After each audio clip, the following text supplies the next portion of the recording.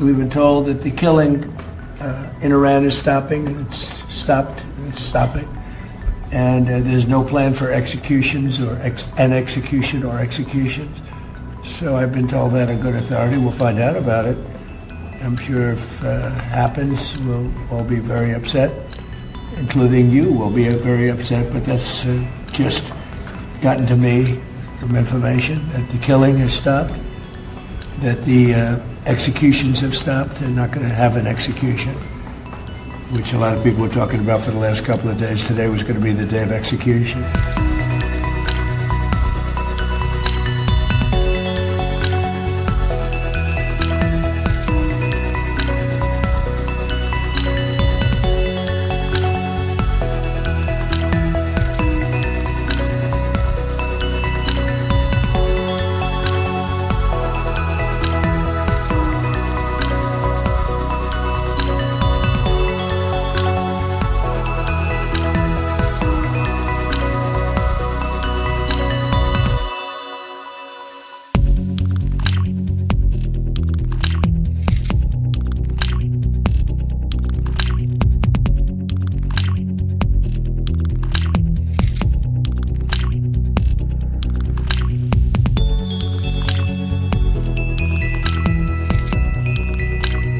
In breaking news, there are reports just in that 2,000 protesters have been killed during anti-regime demonstrations in Iran.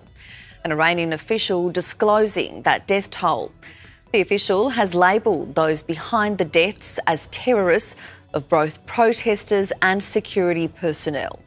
It remains unclear how many people killed were protesters and how many were part of security forces.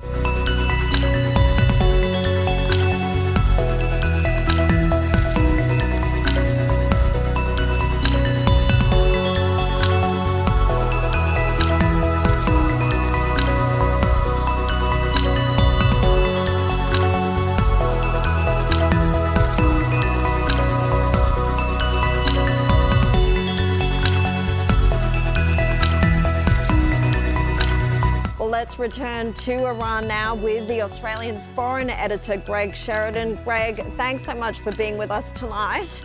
I spoke at the top of the show about the thousands of protesters now who have been killed during this violent crackdown by Iran's security forces. This is now one of the biggest challenges to the regime since the 1979 Islamic Revolution. Do you see this as possibly the beginning of the end for Ayatollah Ali Khamenei and his brutal regime? Well, Carolyn, great to be with you. Look, I think the signs are not great, just the latest signs. This, I think, has been the biggest challenge to the Islamo-Stalinist regime of the mullahs since the 1979 Islamic Revolution, but the regime has held together. You haven't seen any defections from within the regime. You haven't seen any visible disunity from the security forces, and the security forces have shown a willingness to kill thousands and thousands and thousands of Iranian civilians intentionally, because they're protesting against a dictatorship. Now, the sad truth is dictatorships often fall not because they're too rough, but when they start to liberalise. That was what happened in the Soviet Union. In a way, that's what happened to the Shah in Iran. It's fascinating that Donald Trump is getting involved in this on the grounds of human rights. I mean, this is Donald Trump, the neoconservative. This is Donald Trump, the liberal internationalist. This is Donald Trump we haven't seen before. It's very welcome that he's supporting the demonstrators. I salute their magnificent courage, and I think every civilised human being in the world supports the Iranian demonstrators. Our government quite rightly said that it does, but you know, I very much hope I'm wrong here, but I think the regime looks as though it's going to hold together. Oh, look, I hope you're wrong as well. You talk about US President Donald Trump, and I think he's made the strongest hints in the past 24 hours that he could take military action here. He posted online, help is on its way. He hasn't ruled out airstrikes when asked about this by reporters.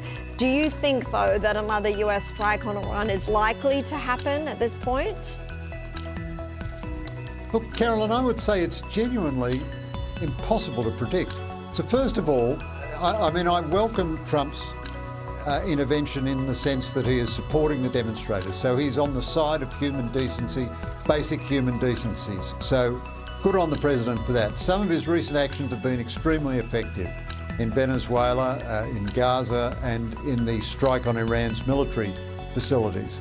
But it's very difficult to see how an American military strike from the air could materially help the demonstrators. Iran doesn't look as though it's just on the brink of collapse and one more push will shove it over the edge.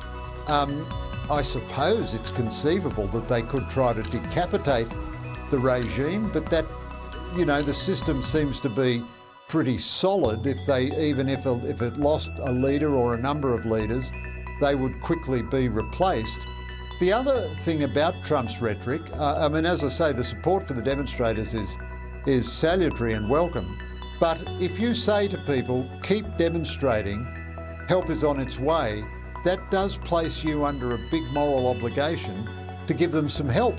One of the long-term criticisms of liberal interventionism has been that you get people to sacrifice their lives in a good cause on the promise of help that never quite arrives. And I just don't see, I don't say this as a criticism of Trump or anything, but I just don't see what US military action could advance the situation of the protesters or lead to regime collapse in Iran. But Trump has said so much about it in the last couple of days, it'll look very strange if he doesn't do something. But there are non-military measures open to him, increasing sanctions or perhaps cyber interference with the state security forces of Iran, something like that. Yeah, maybe that is more plausible, I suppose. But yeah, he says he's cancelled negotiations that had been in the works with Iran. So if he doesn't do something at this stage, I think he would look a bit foolish after all the tough talk.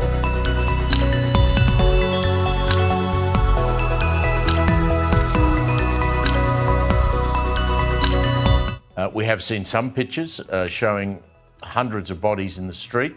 We can only presume that they are being killed by their own government. Peter Jennings is adjunct fellow at the Institute for Public Affairs and, of course, Sky regular and former Deputy Secretary for Strategy in the Defence Department. I want to pick your brain, Peter, on Iran. We'll get to Donald Trump and what he might or might not be able to do in a moment, but this is a very difficult regime to unseat, I'm getting a sense of. Yes, they've been able to stare down or beat down threats to the regime over many years, including in 2019 and 2022. These protests are a little different though, Steve. They're much more widespread. They do seem to have led to a significant number of deaths, which tells me that there's more numbers of people on the streets protesting. There has been, I believe, a bit of a lull in protests in the last few days. So that could mean the security forces are now on top of the problem, or it could mean that we've just seen a pause. I think something that's true here is that the regime is on a slow slide out, and it might happen this week, it might happen in 6 months or 12 months, but it's very hard for me to see how they can rescue their position here to get back to a point where there won't be protests in the streets. And so this really is a pretty crucial tipping point right now. And I wouldn't rule out that, notwithstanding the repressive nature of the secret police and other forces, that maybe there's going to be just enough momentum for popular resistance to rise up and push the mullahs out.